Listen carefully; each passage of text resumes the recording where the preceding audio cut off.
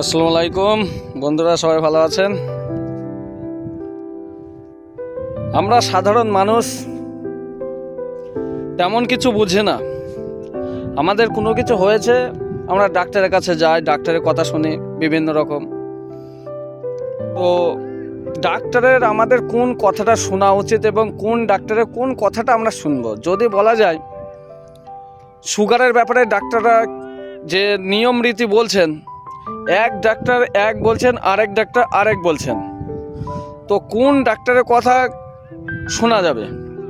কোনো ডাক্তার বলছেন আপনার সুগার হয়েছে, তো আপনাকে সমস্ত মিষ্টি জিনিস বাদ দিতে হবে। সেটা যদি আপনার ফল হয়, কলাতে মানে মিষ্টি যাতে আছে, যে কোনো ফলে, আমে, কাঁঠালে যাতে কিছু আছে সব কিছুই আপনাকে বাদ দিতে হবে।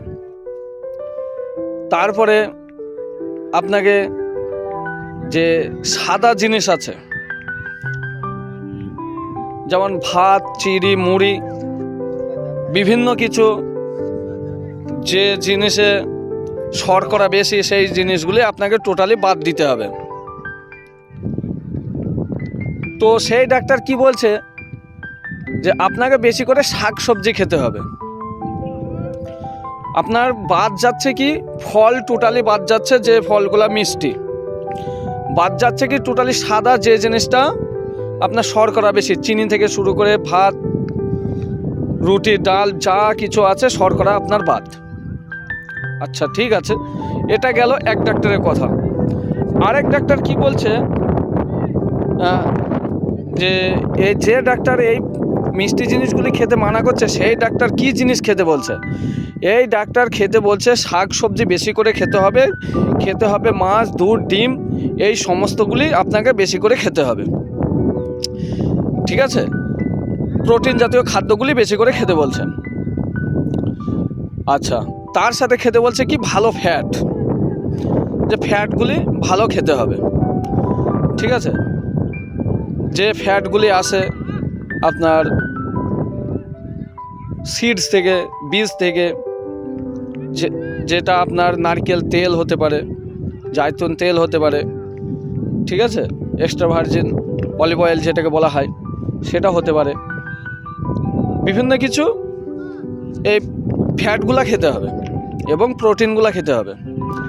এইবার অপর যে ডাক্তার, সেই ডাক্তার কি বলছে? আপনাকে সুগার ভালো করতে হলে আপনাকে প্রথমে জানোয়ার থেকে যে সমস্ত জিনিসগুলি আসে, সেই সমস্ত জিনিসগুলি আপনাকে বাদ দিতে হবে। জানোয়ার থেকে যা কিছু তৈরি হয়, সেখানে জানোয়ার থেকে দুধ, ডিম, দই, পনির যা কিছু আছে, তার গোস্ত, তার যে মাংস আছে, সে মাংস থেকে শুরু করে বিভিন্ন কিছু যেগুলো আমরা খাই, পোলট্রি, বিভিন্ন কিছু আছে, এই সমস্তগুলি আপনাকে বাদ দিতে হবে। তার সাথে কি বাদ দিতে হবে?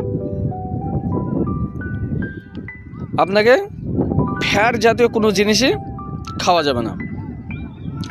তবে আপনি কি খাবেন? সেই ডাক্তার বলছেন আপনি কি খাবেন? তিনি বলছেন আপনাকে সকালে ফল খেতে হবে। যে ফলে যত মিষ্টি, সেই ফল তাকে তত বেশি খেতে হবে। দেখা যাচ্ছে তিনি এমন বলছেন, আমের সময় আম পেকেছে, আপনাকে আমটাই বেশি করে খেতে হবে। কাঁঠালটাও খেতে হবে। সমস্ত মিষ্টি জিনিস যেটা ফল থেকে আসছে, সেই ফলটা আপনাকে খেতে হবে। সে বলছে যদি আপনি দুধ বেশি করে খান, তারপরে মাংস বেশি করে খান, সেইখান থেকে আপনার অটোইমিউন ডিজিজ হওয়ার চান্স অনেকটা বেশি। তাহলে আমরা তো সাধারণ মানুষ, এক ডাক্তার এক এক রকমভাবে এক এক পদ্ধতিতে চিকিৎসা করছে। তো আমরা সাধারণ মানুষ, আমরা কোন দিকে যাব? কোন দিকে গেলে, কোন সাইডটা মেনে নিলে আমাদের শরীরটা সুস্থ হবে? যেহেতু এখানে দেখা যাচ্ছে লিভারের কাজ যেটা পড়ার মাধ্যমে আছে, সেটা তো সব একই। যে আয়ুর্বেদিক ডাক্তার, লিভারের যে কি তার কাজ, তার ক্রিয়া, সে আয়ুর্বেদ ডাক্তার তিনিও যা পড়ছে, একটা অ্যালোপ্যাথিক ডাক্তার সেই লিভারের যে কি কাজ, যে ক্রিয়া, সে একই পড়ছে। এবং যে হোমিওপ্যাথি ডাক্তার তিনিও যে লিভারের যে ক্রিয়া সেই ক্রিয়া একই পড়ছে, তারপরেও বিভিন্ন জনার বিভিন্ন চিকিৎসার ক্ষেত্রে বিভিন্ন রকম পদ্ধতি কেন? কোন ডাক্তারের কথা এই সাধারণ মানুষ কোন ডাক্তারের কথা মানবে এবং কোন পদ্ধতি অবলম্বন করবে বলুন? আসসালামু আলাইকুম।